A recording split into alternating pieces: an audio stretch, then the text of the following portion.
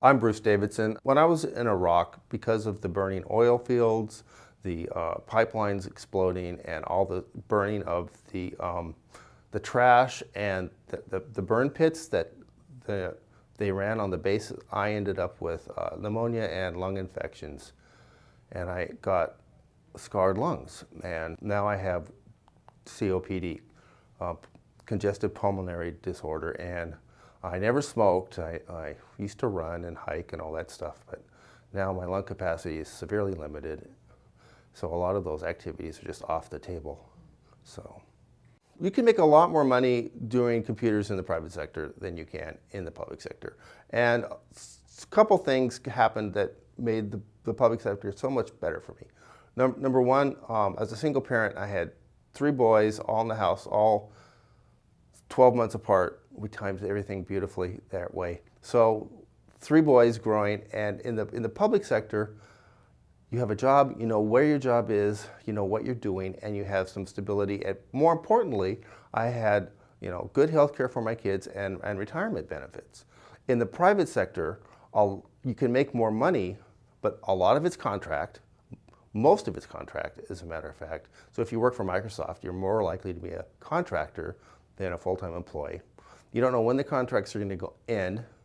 You don't know what your benefits are going to be, and you don't know what you're going to be doing in 6 months. And if you're trying to be a single parent with 3 boys in the house, having a public job made a lot of sense to me. But I probably made 20%, 30% less than I would have if I'd gone somewhere else. And I had friends who were making over $100,000 a year doing the same stuff I was doing. The state of Oregon, with their public employees, offered a retirement package, which was, to me, a huge benefit, because I looked at my father and the fact that he got to the end of his life and didn't have any money and was basically a ward of the state. We did the best for him, but it was really difficult. So I made a decision that I was going to work for the state of Oregon because they were going to give me a good pension and they were going to give me good health care benefits. So I took less money and I penciled it all out and went with my small military retirement, which isn't very much, and the Social Security, and whatever I could scrape up with savings and PERS.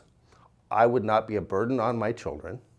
I would have dignity in my retirement, and I would be able to live a life that provided some value to myself. But more importantly, I wasn't going to be a burden on the state, and I wasn't going to be on welfare, and I wasn't going to be, in some sort of position where the state had to take care of me or my kids had to try and figure it out. And I was going to be a burden on them, and I put effort into that. And if the state decides they don't want to do that, they decide to break their deal, to not have honor, then they're not breaking just their deal with me, they're breaking the deal with my kids, they're breaking the deal with the whole society, because we made a deal. I made a deal to come to work for the state and make a wage, and they made a deal to give me my salary and a retirement.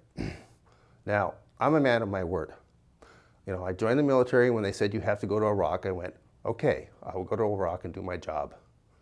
I think the state has to do the same thing.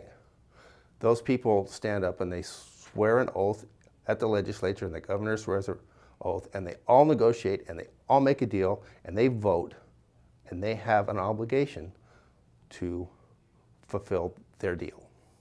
That's how I feel about it.